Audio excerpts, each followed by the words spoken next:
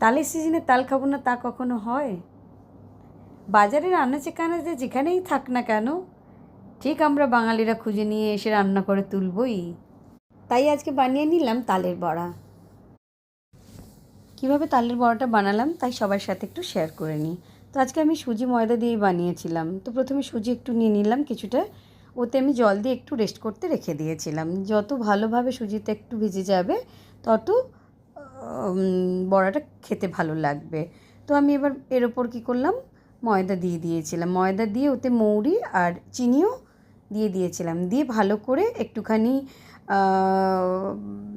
ফেটিয়ে নিয়ে তারপর মিনিট 15 মতো আমি রেস্ট করতে দিয়েছিলাম, কারণ চিনির দানাগুলো বড় ছিল, তো ওটা মেল্ট হলে তবেই তো আমি আরও ভালো করে বানাতে পারবো।